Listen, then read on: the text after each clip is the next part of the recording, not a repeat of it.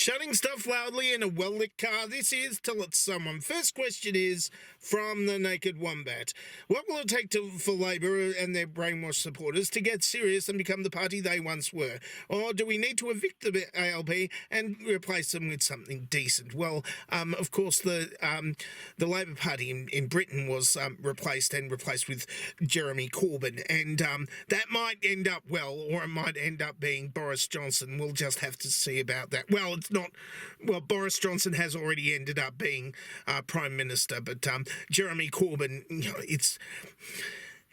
he says good things, and I like some of the things he says.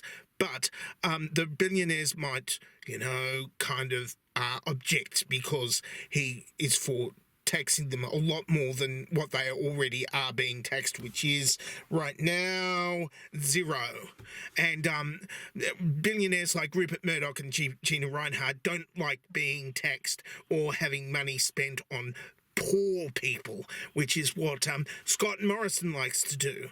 And if you've got a lot of billionaires, or all the billionaires spending all their money on one particular party, one particular candidate, you get the result of Boris Johnson, Scott Morrison, and of course Donald Trump.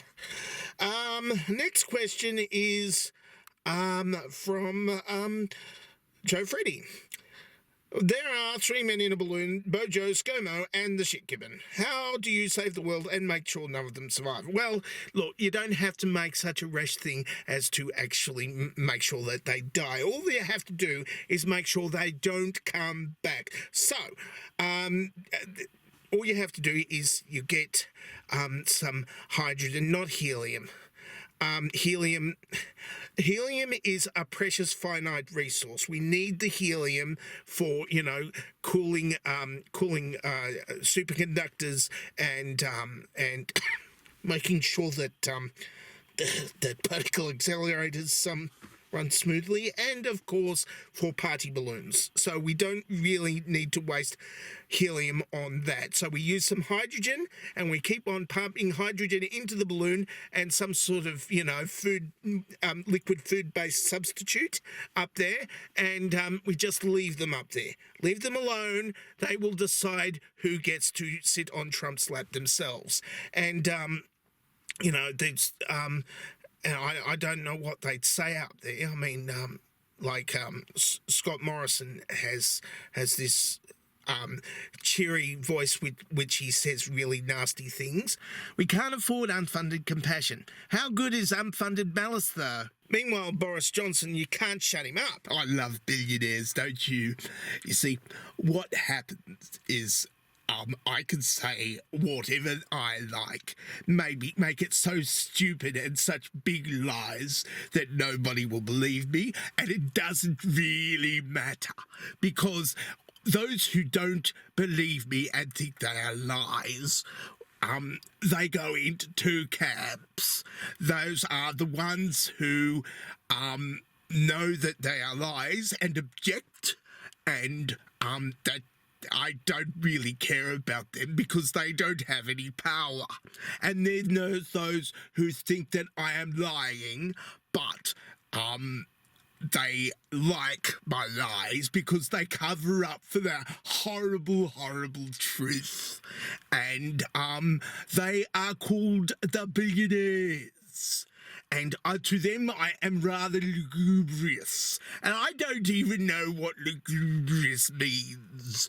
It's just a very fun thing to say in Boris Johnson's accent. And of course, then there's Donald Trump, but I'm not doing an impersonation of Donald Trump. I mean, everybody does an impersonation of Donald Trump, and they all suck.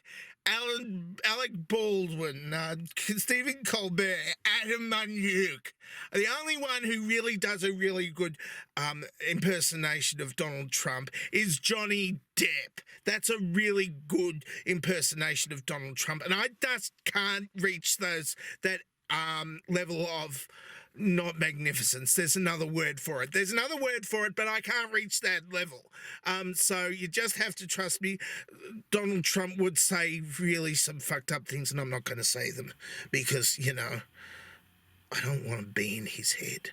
Next question, of course, is from the Gingerhead Man. In the past, people were buried with the items that they would need in the afterlife. What would you want to be buried with you so you could use it in the afterlife? Not that I believe in an afterlife, and I don't think you do either. Well, of course, if I was to have an afterlife, I want to have a video camera with a live stream going into the thing because I don't want them burying me alive. And I'd be yelling into the camera saying, hey, you buried me alive. Please get me out. It's lonely and cold, and there are bed bugs in here for reasons. And that's what I do, because that's the only useful thing in a coffin, especially if you're trapped, still alive. Or you could kill me first before you put me in the coffin. Either way. Next question could be Jonathan Stern. I don't like eggs, so what should I have for breakfast? Not eggs. Try, like, cereal or something. Cereal is good. I mean, I have toast. But don't have toast because I'll run out of toast for me. Zeph asks, what are your hobbies? I do impersonations of people, and then I paint boxes like buses, and I just made that one up so everybody would stop googling Boris Johnson buses, because the buses that I had for Brexit were full of lies. But if I said something that, fuck Boris Johnson, get out of my head. Next question is from should you tell people to hit the like button, share the video with the family and friends, and hit the subscribe button and ring the bell? Well, I'd tell you to share with your family and friends, but you probably want to keep your family and friends, so possibly don't. I mean, if they saw what you were watching on the internet, then I know if my family and friends saw what I was watching on the internet, then never mind. Robert Bow asks, what do you think of people who would stand behind George Pell, specifically the ones who stand behind him when the prison showers and... Rape jokes aren't funny.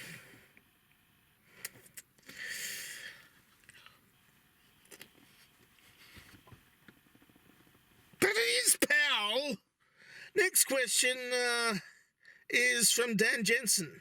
I hear the YouTube algorithm looks like at what percentage of your subscribers actually watch your videos. So other older channels with a lot of dead channels sub to it will make it so YouTube will not promote the channel. So yearly starting a new channel, having the people actively watching you sub to the new channel, bringing that to that percentage close to 100% can cause huge growth, even if you also keep the old channel active. That wasn't a question. I'll take that as a comment. Because I don't actually have any more questions, and I'm not going to do any more editing. I mean, my battery lights have already run out. And I put the dovetail question there. I think I'm just trying to wind myself up so I can actually go inside and edit this damn thing, because it actually requires editing this time. Because when I was trying to do the impersonations, I tripped up like 3 times, and I wasn't going to start from the beginning again because I'm lazy, and then I have to edit it again. That's it for Tell It Someone for this week. If you would like to ask me a question, then ask me a question. The dovetail question, of course, is still up there because I didn't take it down, and I'm dangerously talented, and I don't have a cool sign-off.